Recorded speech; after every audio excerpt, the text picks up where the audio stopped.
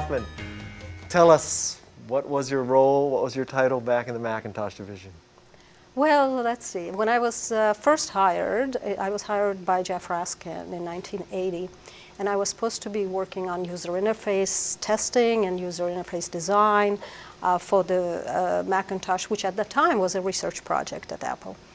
Shortly after I joined, Steve Jobs came and took over the project and decided that it should be the next Apple product.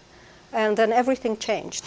So what happened is that he could figure out what the engineers were doing, the writers were doing. You know, there were only 5 of us at that time. So, but he couldn't figure out what I was doing because he had already decided what the interface was going to be. So. And what year was this? 1980. Okay. And so he looked at me and he said, "You are going to be doing marketing."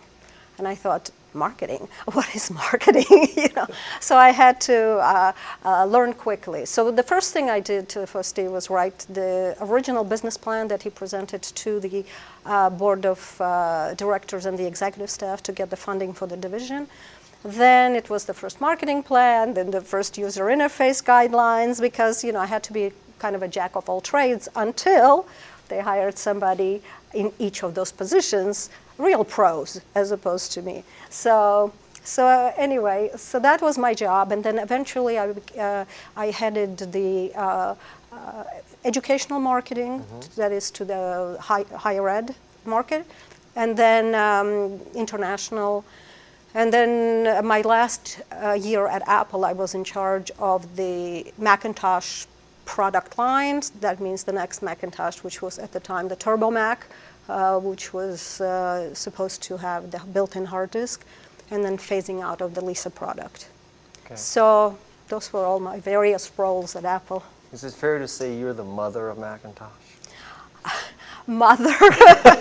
I don't know about the mother of Macintosh. Okay. There were so many people who nursed it into being that I don't think I could call myself the mother of Macintosh. So what is your favorite Steve Jobs story? And I know you must have dozens, so maybe not your favorite, just a handful. Well, one of the ones that come to mind is when we were introducing the Macintosh in Europe. And Steve and I and Barbara Colkin were traveling from country to country to do the unveiling of the Mac. While we were traveling, IBM announced a partnership with AT&T. And so, of course, everywhere we came, people would ask us, what did Steve Jobs think about the partnership between IBM and AT&T? And while we were in England, somebody from the press asked him that question, and finally he got fed up with it. And he said, AT&T is like a 30-year-old virgin, which means they'll jump into bed with anybody. I bet that went over big. So, but that's not the end of the story. Okay. It gets better? It gets better. So, when we were doing the unveiling in London, Margaret Thatcher decided to hold a reception for industrialists from England and from the United States. And it just so happened that Steve was there, so he was invited to this reception. So people were carpooling to the reception, and we were standing with Steve on the curb, waiting for the car to pull up to take Steve to this reception. And this limo pulls up, the door opens, and inside is Charlie Brown, the chairman of AT&T. So as it happens, they were going to travel together. And as Steve was walking in, the first thing out of Charlie Brown's mouth was, so Steve, AT&T is like a 30-year-old virgin, huh? So we got a good laugh out of it on the sidewalk. We thought, okay, it's a good thing we're not there to witness the rest of the conversation.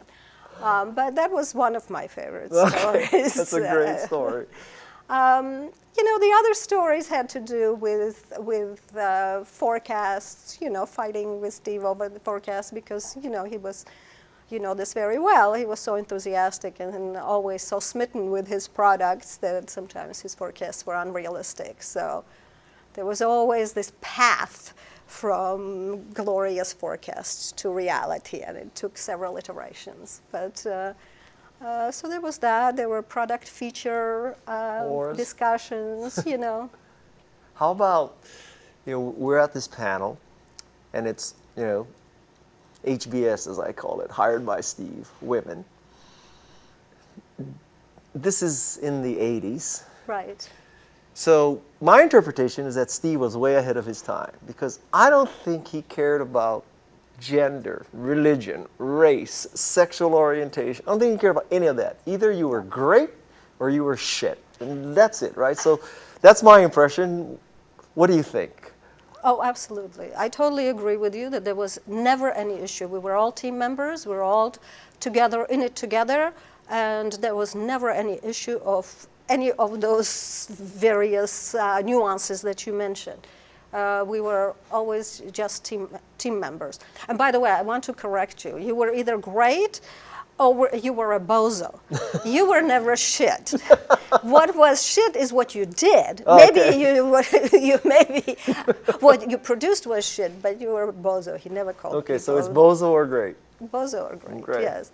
But no, it didn't matter to Steve who you were and what you were, as long as you rose up to his expectations. And by the way, his expectations of himself were so high. And he was so energetic and able to, each time, have this unbelievable level of enthusiasm for the future, for the next thing he was doing. And he expected everybody else to rise to that occasion, to the occasion and have equal amount of energy. And not everyone had that same kind of stamina, but it was incomprehensible to him, I think, that others couldn't do what he could do. So. Fantastic. Thank you, Joanna. That was priceless. Thank you for joining us here. Well, thank you, and it's so wonderful to see you. Those were the days, huh? Yes. Where did the years go? I don't know. Every time I see you, I feel 28 again. But not a virgin. All righty.